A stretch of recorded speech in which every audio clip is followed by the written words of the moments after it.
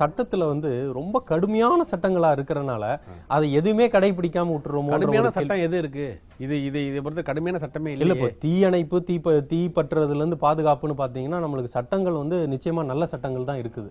அதுல வந்து எந்த விதமான மாற்று கருத்தும் இருக்க முடியாது. உலகம் தரத்துக்கு அளவுக்கு நிகரான சட்டங்கள் இருக்குது.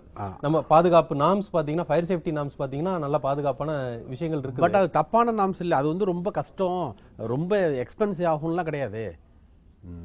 பெரிய எக்ஸ்பென்சஸ் கிடையாது. இப்போ ஃபார் எக்ஸாம்பிள் இப்போ ஜிஎஸ்டியில் ஃபயருக்கு வந்து 28% ஃபயர் பண்ணியிருக்காங்க, போட்டிருக்காங்க. எதுக்கு போட்டிருக்காங்கன்னு கேட்டிருக்கோம் நாங்கள். எப்படி நீங்கள் இப்போ பண்ணுவீங்க?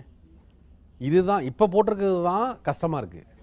இதுக்கு முன்னாடி போட்டிருந்த அந்த நேஷ்னல் பில்டிங் கோட்லாம் கரெக்டாக தான் இருக்குது. பட் ஃபயர் எக்யூப்மெண்ட்ஸுக்கு டோட்டலாக 28% அப்படின்னா நீங்கள் 3 lakhs வந்து மெட்டீரியல் நீங்கள் வாங்கினீங்கன்னா 1 lakh நீங்கள் வந்து ஜிஎஸ்டி கட்டணும்னா நீங்கள் என்ன பண்ணுவீங்க? பண்ண மாட்டீங்க. பாதுகாப்பு அம்சங்களுக்கு வந்து வரி அதிகமாக்கி இருக்கு. வரியை 0 ஆக்கணும். ஆக்சுவலா அட்லீஸ்ட் 5 ஆக்கணும். பட் வரியை இது கூட பண்ணியிருக்காங்க.